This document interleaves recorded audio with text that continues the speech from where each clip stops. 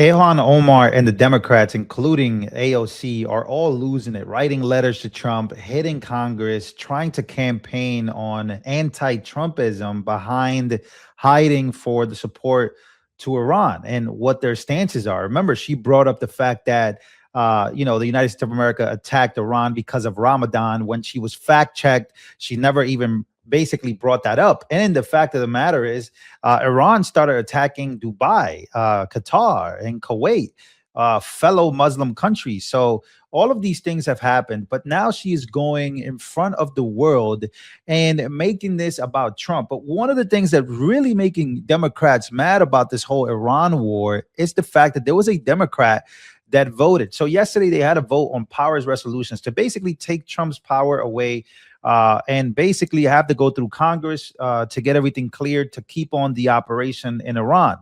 Now, what's crazy about this, is what's hilarious about this, is that this woman right here who is interviewing John Fetterman did not expect John Fetterman to be backing Trump the way he is versus how every other Democrat.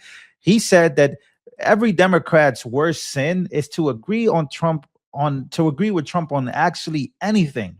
But before we get there, ladies and gentlemen, make sure to smash the like button. Here we go. Let's actually talk about Ilhan Omar, who is now trying to use this anti-war stuff, the anti-war talk that we have been using for years, but about Iran and about her. And take a listen to her freaking out on the House floor about this.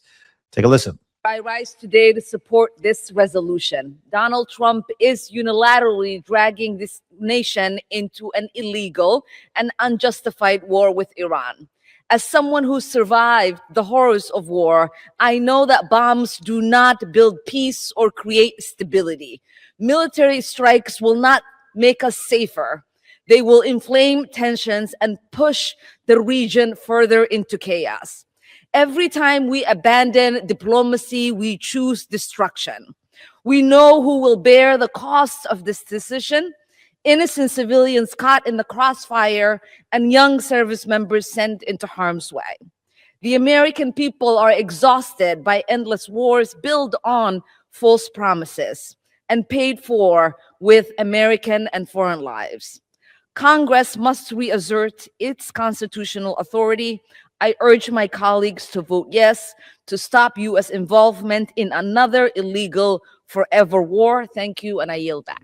So now she's using the illegal war stuff. And what's crazy about Democrats, they never showed this type of energy for President Obama when he was doing this, and doing it at a very far worse, when he was basically bringing in money to Iran, knowing that Iran was going to use that money to either build nuclear or at that moment use it for their proxies to, again, go after the United States of America through Israel.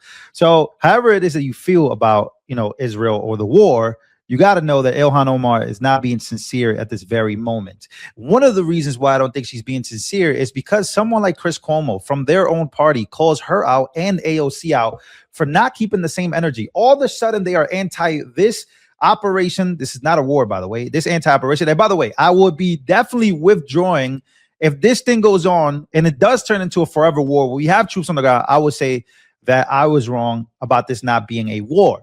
But let's take a listen to Chris Cuomo calling out the Democrats. Then we'll move on to John Fetterman. This all gets crazy. Take a listen to this. By going after Trump right now for what he did in Iran, when you don't have Congress, you don't have the numbers, you may have a legal basis, but you're not sophisticated enough to make that case.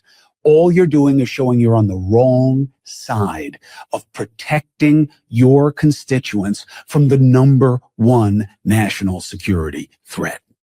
That's what AOC is doing. And look, we get the performative nature of it, right? Trump says, you're a fucking idiot. And she claps back, you betrayed the American people. Now, here's the problem with that statement. Trump isn't the one who betrayed the American people, not when it comes to this operation in Iran. AOC is. AOC is betraying the American people because she's playing petty politics with impeachment, which can't happen, which arguably shouldn't happen. High crime or misdemeanor, what would it be? Treason, bribery, what? That he didn't follow the law? Congress abdicated its power to president after president after president.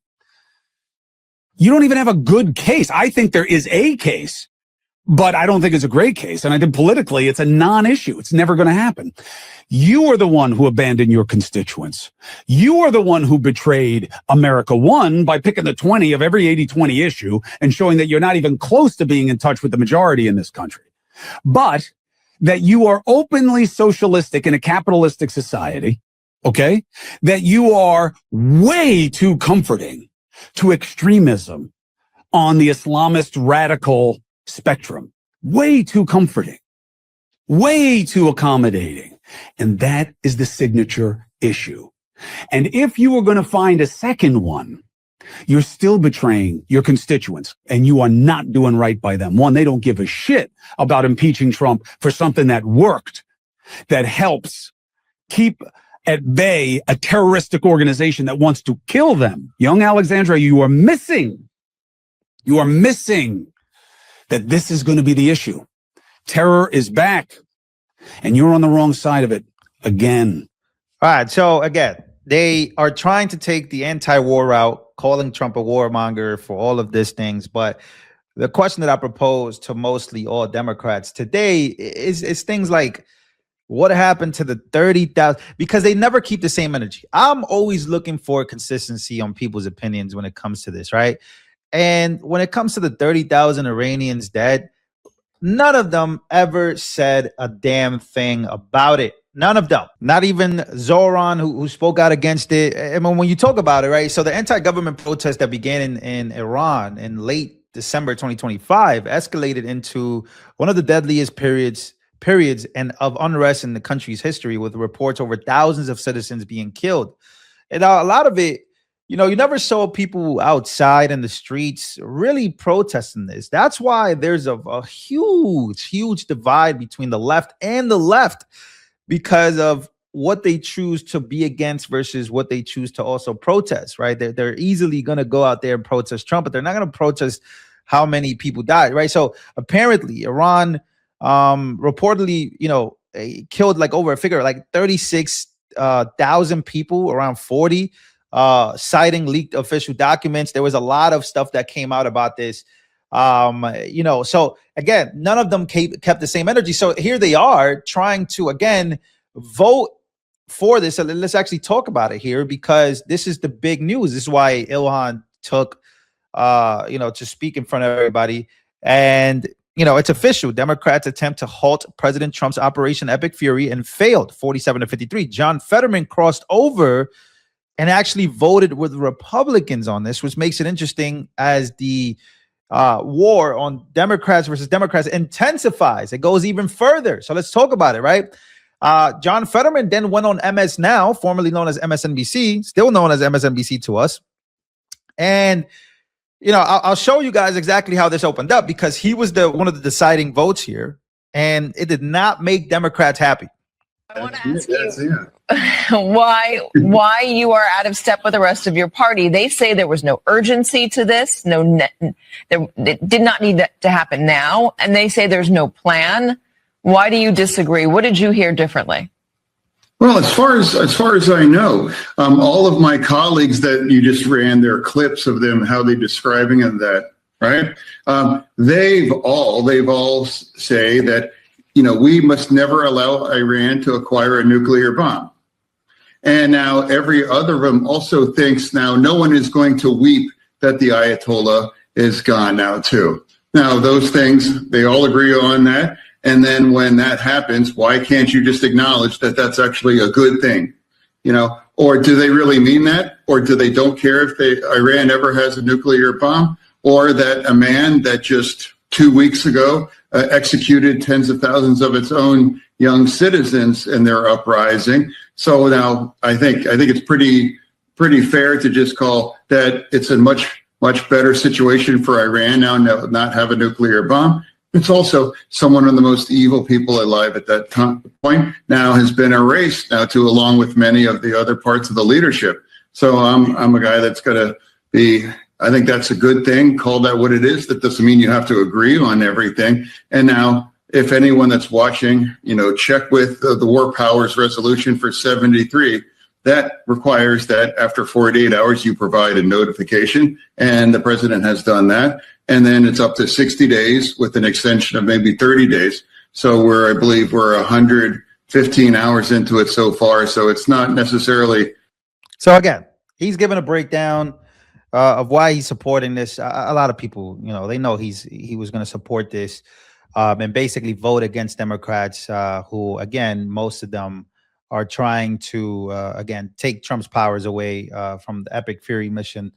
So now we go to we got to talk about The View, right? Because it just keeps getting worse, right? It keeps on getting worse. For Democrats are just trying to go in circles and circles and circles. Basically, what I'm trying to do here is show you guys exactly how they've been going in circles now for years on this, right? So The View, Sarah Hines, who, if I'm not mistaken, is a liberal. I'm pretty sure she's a liberal. Calls out liberal co-host Sunny Hostin for claiming that the bombing of Iran was actually illegal and unconstitutional.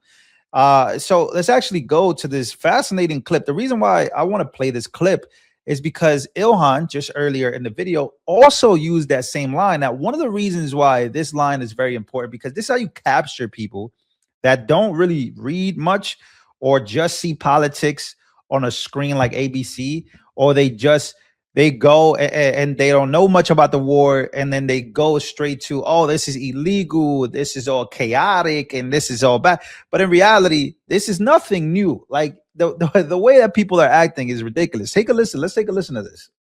A few things in regard to what Sunny's saying about it being an illegal war. Every modern president since Reagan has done this in attacks from Syria, Libya, Bosnia, Panama. So it happens continually to give it context. The other thing is the travel. What does? That Congress has ceded this power a long time ago. And I have a lot of criticisms on Congress, and this is one of them. If you want to be part of the conversation, don't hand your power over to the presidents, which they have done.